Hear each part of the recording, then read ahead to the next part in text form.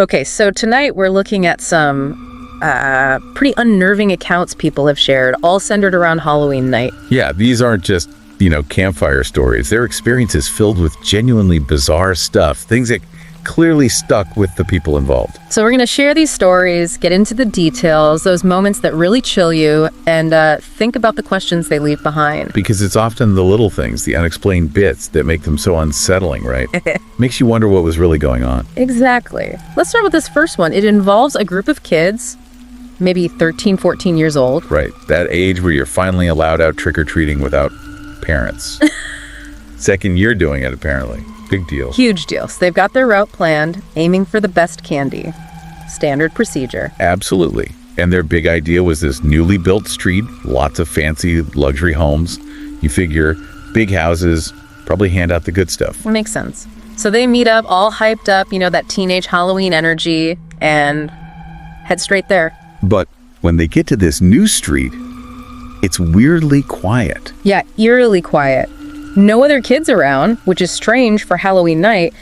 They start ringing doorbells, walking up these long driveways. And nothing. House after house, nobody's answering. Just dark. Total bust. They're getting frustrated, thinking they're wasting peak candy time. Understandable. So after maybe 10 houses with zero luck, they see the biggest one on the street, way at the end. Kind of looming there. They figure, okay, one last try before we ditch this whole street. So they start walking up this super long driveway. Yeah. And one of them spots a woman in a little window right by the front door. But the second they make eye contact, she just vanishes, pulls back from the window immediately. Weird. Just a little unsettling moment before they even ring the bell. Right. So they ring the bell and the door opens instantly. And it's not just the one woman they saw. There are two older women standing there. Both smiling. And then the door opens wider, and wow, inside, right there in the foyer, is this huge round table just piled high with candy. Like every kind imaginable. After all those empty houses, this must have seemed amazing. Totally. A massive contrast. And the women invite them inside, say, come on in, choose 2 pieces each. For kids on a candy mission, that's the jackpot. Exactly. So they don't hesitate, they rush inside, all excited, heading for the table. And then, just as one of the kids is grabbing their second piece of candy, bam! The front door slams shut. Hard. Yeah, suddenly changes the whole vibe, right? They all freeze, look over at the woman who'd been by the door. She's still smiling, apparently. But she says something like, oh, wait, just a minute, I forgot dessert. Dessert? What does that even mean? And she tells them to wait while she gets it. The other woman isn't there anymore. And then they hear it. Footsteps coming from down a hallway, somewhere inside the house. Getting closer. That's it. Instant panic mode. The excitement is gone, replaced by this feeling of being trapped. No waiting around to find out about dessert. No way. One kid just makes a break for the door, yanks it open, and they all just sprint out of there. They hear one of the women calling after them, wait, come back. Yeah. But they just kept running. Didn't stop until they were miles away, back at one of their own houses, safe. And the aftermath. Just pure fear and confusion. They talked about telling their parents, but... Yeah, they were worried they'd get in trouble for going inside a stranger's house in the first place. You know how it is. So they kept it to themselves. But the story says, even now, years later, every Halloween they talk about it, wondering what those women really wanted, what was dessert. It's that sudden switch, isn't it? From seemed like generosity to something else. Something really sinister feeling. Absolutely.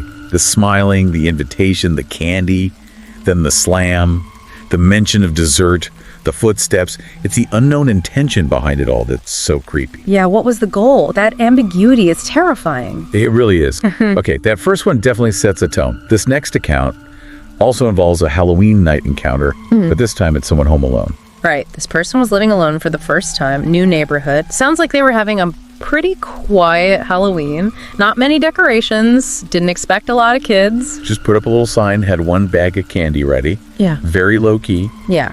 The early trick-or-treaters came and went, but then it gets late, like 10 p.m., almost 11 p.m., and the doorbell rings again. Which is pretty late for trick-or-treating usually. Yeah. So, unexpected. Definitely. They look through the peephole, see a little kid, maybe 10 or 11 years old. Wearing a homemade costume, described as black cloth with red bits, and a simple black mask. So the narrator opens the door, gives the kid a good handful of candy, looks around, checking for parents or other kids, doesn't see anyone. Boy's just standing there quiet. Yeah. The narrator watches him walk away down the path, just to make sure he seems okay, then closes the door. Simple enough, right? You'd think.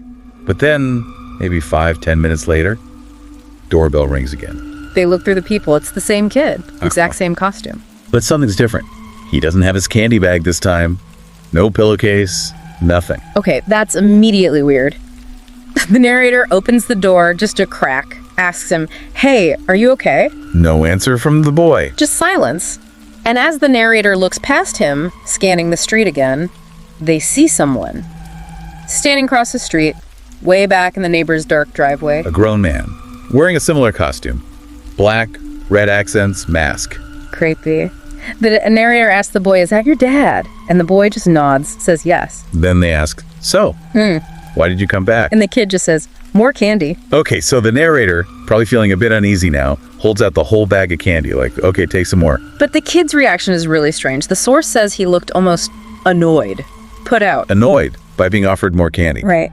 He reaches into the bag really reluctantly, takes just one single piece of candy, then turns and runs off across the street towards the man. One piece. That's incredibly odd. Super odd. Okay, now the narrator is properly creeped out. They lock the door, double check everything.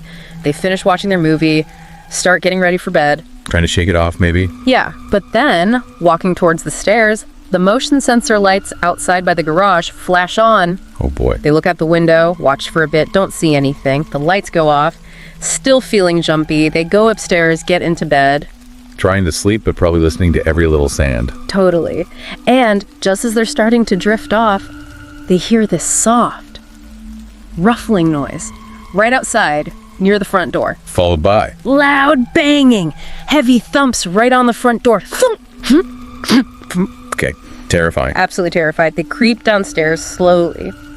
As they get near the door, 3 more loud bangs hit it. Heart pounding, they look through the people. It's the man! The man from across the street standing right there, inches from the door, still in the costume, still wearing the mask. And he's holding something. Yeah, holding something in his hand, but he's so close they can't make out what it is, just that he's right there. That's not a prank. That feels threatening, predatory. Exactly. No way they're opening that door. They bolt back upstairs, lock themselves in a room, call 911. While the banging continues. For about another minute, yeah. Then, silence. They hope maybe he gave up, went away. They creep over to the bedroom window to try and see. And then they hear it. Glass shattering. Yeah. Downstairs. From the kitchen. Oh my God. He's inside. Thankfully, the sirens were close by that point. Police arrived really quickly. They searched the house. Found the broken kitchen window. That's how he got in. The narrator, understandably, didn't stay there that night. Went to a hotel. And the man. Never seen again. Never came back. Police investigated, but nothing. And the weirdest part, nothing was stolen. Nothing after breaking in. Nothing. Which makes the whole thing even scarier, doesn't it? The narrator is convinced the boy was part of it.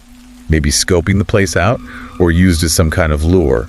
That lack of a clear motive, the fact that nothing was taken after such a violent entry. That's deeply disturbing. It wasn't about theft. It makes you wonder what the objective was. It feels personal, targeted. Using the child, the persistence, breaking in, it points to something much darker than robbery. And the source mentions the lasting paranoia, especially around Halloween. It shows how deeply that kind of inexplicable event can affect you. Yeah, that's... wow.